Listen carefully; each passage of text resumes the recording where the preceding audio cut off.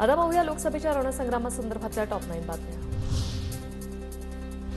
देवेंद्र फडणवीस सत्तेत नसतील तेव्हा त्यांना नमस्कार करायला माणूस नसेल। रवींद्र धंगेकर यांची देवेंद्र फडणवीसांवर टीका। भाजपने शिवसेनेला त्रास दिला, अजितदादांसोबत काय करतील माहीत नाही, अशीही खोचक टीका।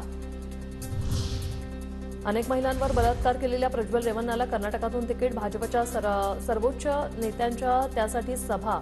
आदित्य ठाकरेंचा पलटवार, दक्षिण मध्य मुंबईतून असेच आरोप।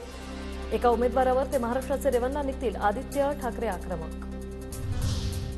मोदी माता भगिनींवर बोलतात, प्रज्वल रेवन्नांवर का बोलत नाही, ठाकरे गटाच्या खासदार प्रियंका चतुर्वेदी आक्रमक। आमचं शिष्टाचार पद्धतीने तर विरोधकांचा भ्रष्टाचार पद्धतीने चाललाय। उदयनराजेंची शरद पवारांसह सर्व विरोधकांवर टीका। शरद पवारांनी त्यांचा उमेदवार कसा दिला माहीत नाही, त्यामुळेच त्यांनी माझ्यासारखी कॉलर उडवण्याची स्टाईल केली, असाही टोला। तर कल्याणमध्ये झळकलेले आहेत साऊथ स्टाईल उमेदवारांचे कटआउट्स। कल्याणमध्ये मोठ्या प्रमाणात शिंदे, आनंद घे आणि श्रीकांत शिंदे यांचे मोठमोठे कटआउट्स झळकलेत। किरण सामंत विधानसभा निवडणूक लढवणार, लांजा राजापूर विधानसभा मतदारसंघातून निवडणूक लढवणार, शिवसेनेचे जिल्हाप्रमुख राहुल पंडित यांची माहिती। उद्धव ठाकरे खोटा नेता, आम्ही घटना बदलणार नाही, काँग्रेसची 65 वर्ष सत्ता होती, त्यांनी 80 वेळा घटना बदलली, नारायण राणेंची ठाकरे आणि काँग्रेसवर हल्लाबोल।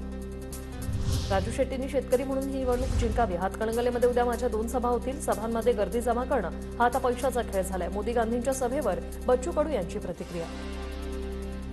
पालघरमधून भाजपच्या हेमंत सावरा यांना उमेदवारी जाहीर, खासदार राजेंद्र गावितांचा पत्ता कट, भाजपच्या हेमंत सावरांची ठाकरे गटाच्या भारती कांबळेंसोबत लढत असणार।